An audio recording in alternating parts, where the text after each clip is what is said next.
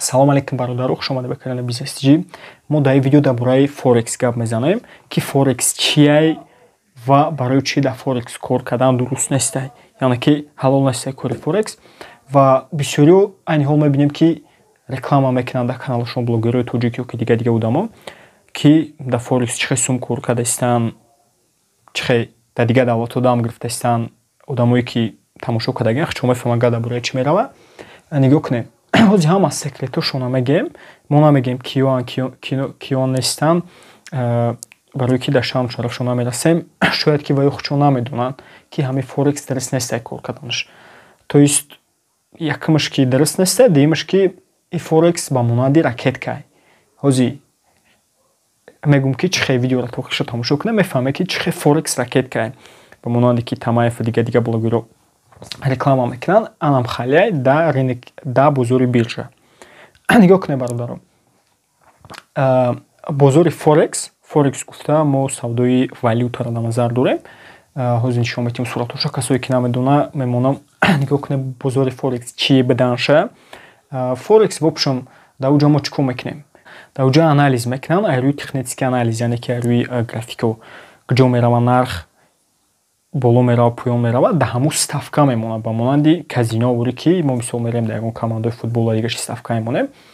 Дар ҳами ба монанди ҳами да, яъне ки не толка да валюта, ва ё метавонад ки дар тамоми чиз криптовалюта, да аксиё, да дига чизо ставка монанд, яъне ки дар болораи поёнравии ҳами ширкатҳо ё ки дар криптовалюта ставка мемонанд. И ҳама медонад ки дарст нест уже кор карданаш дар Forex, яъне ки ҳалол намешава кори Forex. Дуюмаш ки гуфтем ки ба монанди ҳамун ракеткай, яъне ки блогерое ки реклама мекунанд ҳамин чизоро, мегӯянд ки намехоҳем трейдинг мекунем. Трейдинг гуфта худаш як соҳаи калонай. Трейдинг тамоми кор трейдинг мешавад. Мисол ба савдои короткосрок барои ба даст овардани фоида не толка метавонад ки дар уҷа савдои якрӯза шава, метавонад якчанд секунда шава. Мисол дар ним минут мехари мефурӯшӣ ё ки дар 1 минут мехари мефурӯшӣ, метавонад трейдинг ами ҳамаш. Ё ки метавони якрӯза, метавони як моҳа, як сола, чанд қайки мемонӣ. Мисол трейдинг ба вақт фарқ мекунад. Мисол як ҳафтаина средний срок аст ба дароз муддат. Ҳама ино трейдинг дохил мешавад. А трейдинге ки имена одамое ки озир мо дар борашон гуфтастем дар бозори Forex мекунанд, яъне ки сигнал мемонанд. Нишон метавонем фарқияч ки трейдинге ки мисол коре ки дуруста, мисол мо мекунем ё ки дига бачаҳое ки мекунанд мефаҳманд, ва ё чӣ фарқият дора ай трейдинге ки дар Forex мекунанд, яъне ки нуқтада как бигем ки как казино вури сигнал мемонанд. То есть как ставка вури ки нарх боло меравад, ки поён агар ки ҳамун нархи рафтагӣ боло рафт ё ки наоборот поён омада ин нуқтае ки ваё отмечат кардагиян, автоматически сумтонаш мо бой метиҳанд. Допустим $100 ставка мекунад, агар ки гузашт уҷа дар процент мисол метавонад 80-90% боша. Метавонад ки $80, $90 кор кунад дар як сделка. Не ки баръакс, агар ки ҳамун ҳоло дар нархш ҳамун нуқтаи гуфтагиш поён омад, рӯи технический анализ, вай бигем ки $100 полни бой метиҳад. Шумо метавонед дар рынок ки Forex, яъне ки дига хел бигем ки бо яхело наган ки Forex мега, ё ки пакет опшион меган ира вобшам бисёр номошон, номои якчанд номон опшион ҳастай дигар ба монанди QNet, QNet ҳама хеле касе ки дилшо медонад дар комментарий бинависе, коли дар поёни видео менависемаш. Ҳам хали барнома бисёран, ҳама ино чиам бародар Forex-ан. Дар ино кор кардан дуруст нестай. Ба нигоҳ кунед, ваё чӣ кор мекунанд? Метавонанд ки дар ҳамин ҷа сум кор кунанд, бали баъзи одамо. Некем аз рӯи статистико, аз рӯи мисол опити таҷрибае ки мо медонем, қариб 4-5 сола дар ин кор кардастем. Вақташ дар мекардем, мо ҳамин корро мекардем, намегем ки мо намекардем, мисол мо намедонистем, мекардем. Некем мо вақти дидем ки намешава ҳамин ҷада, естественно пул кор кардан намешава. Барои чӣ? Барои ки вақте ки шумо пул кор мекунед, аккаунтатонро маҳкам мекунад, суми зиёд кор кардан. Агар ки шумо суми мисол каматам кунед, уже рынок мисолам хеле ҳастай ки против кор мекунад постоянно. Ҳамин ҳисоб шумо наметавонед суми бисёр кор кунед. Шумо 100 агар профессиональный аналитикан бошед, дар рынки Forex ки мебара? Озир мегум тон блогеро мебаранд. Барои ки рынок Форекс худаш ҳама хелае ки гуфтем ки ба монанди ракеткае. Ҷода фақат одамое ки реклама мекунанд, ракеткада ки мебара одамое ки реклама мекунанд. Ҳама хеластае ва ё 40-50% суме ки шумо бой метиҳед вложит кардаген, ҳавай да шути ки мерав да шути одамои блогерое ки реклама кесанд ракеткада. Ҳами Форексам ё ки ҳами опшионам ҳама хелае ба монанди ҳами ракеткае. Ё ки QNet, QTexай ҳавайшам ҳами чизай. Шумо вақте ки сума мемонед, мисол $100 ё ки $1000 вложит карде, кор мекунед, вай мега сигнал ё ки ётон метиҳа бесплатно обучениятон метиҳа. Шумо бо ҳайрон мешед ки обучениё без сумай, чида курси шумо платняй, курси ваё без сум. Ози ҳамаш ҳама мефаҳмонтон чида курси ваё бесплатнай.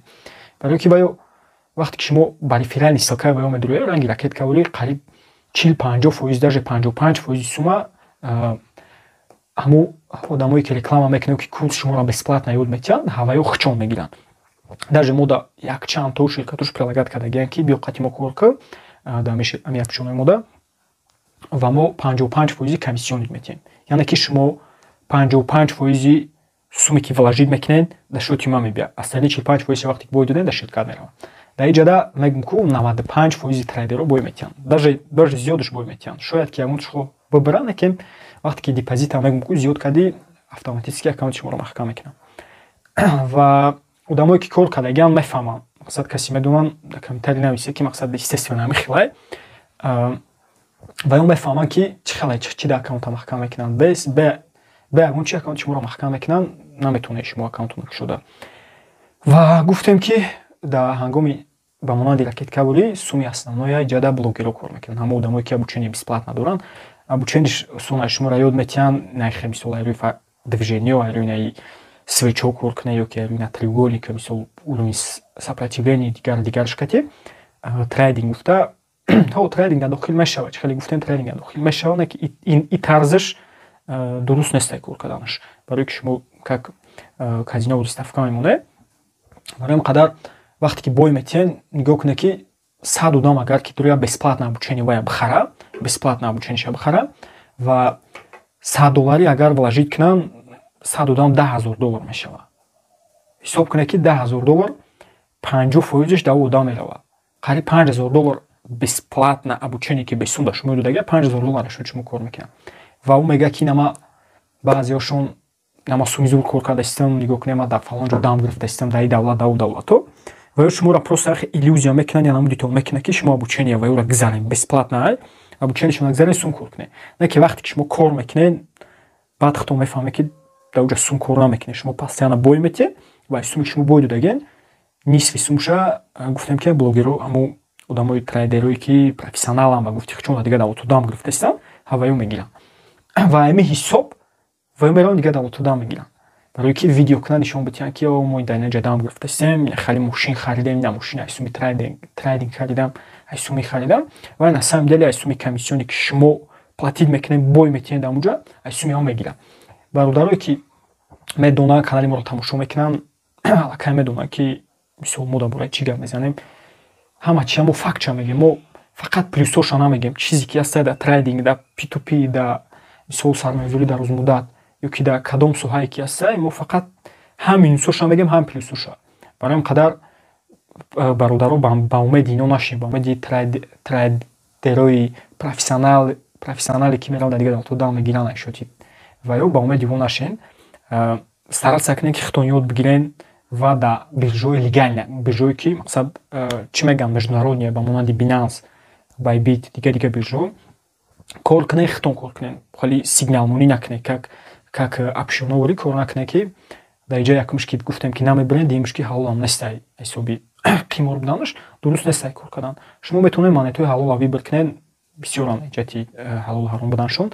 Агар ки касое ки мехоҳад ки дар видеои дига нашоти ҳалол ҳаром будани мисол кадомаш мисол айҷати яъне ки ҳалол айҷати ислом, кадомаш ҳалол нестай, нависен дар таги видео, мо видео мекунем, мефаҳмонем ки имена кадом направленияш ҳаромай, кадомаш ҳалолай мефаҳмонем. Ягон саволотон боша, марҳамат дар таги видео нависен, ҳатман бинависе ки ҳамаи гуфтагиҳои ма ягон основанӣ дора, шумо дар трейдинг кор мекунед, то есть ҳами опшионо ставкамони ҳам гуфтагимон. Ё ки мо ягон ҷо хато кардагӣ бошем, метавонед ислоҳ кунед, бинависед дар таги видео ки мисол мо хато кардем ва ҳаматон нигоҳ кунед мошенникоро нағалтен. Мошеннико слишком зиёд шудаган. Мо видео тайёр кардастем нашуд мошеннико бо мепартоем дар канал. Дарои видео зиёдан дар канали мо нашоти сармоягузорӣ, нашоти тарзи дуруст кор кардане ки мисол нехалид мошеннико нағалтен дар блогерое ки реклама мекунад, комиссиони мегирад ахчон, мега ки шумо суми зуд кор мекунед, нехе дам мегире. Дар қапиам халио нағалтен, хитом дарои ёд бигире кор кунед, шумо метавонед ки дар суми зуд кор кунед. ва нашот обучени касое ки мепурсанд мисол обучени шумо дорен, бисёр менависанд дар комментарии мо дар таги видео WhatsApp та мемонем нашоти курси мо обучени метавонед гузаред. Курса дар WhatsApp нависен, метавонед курса дастрас кунед. Видеош дар канал ҳаст. Дар закреплёни сообщение мемонам видеоро оиди курси мо, чиро дар курси ёд мегиред, чиё ҳастад, чиё нестам. Ҳамаша мефаҳмам. То есть дар видео мемонем, метавонед ки дар омада хатон тамошо кунед. Нашоти обучени мо обучени гузарен ба тарзи дуруст кор кардан шуда ҳаматон нишон медиҳем.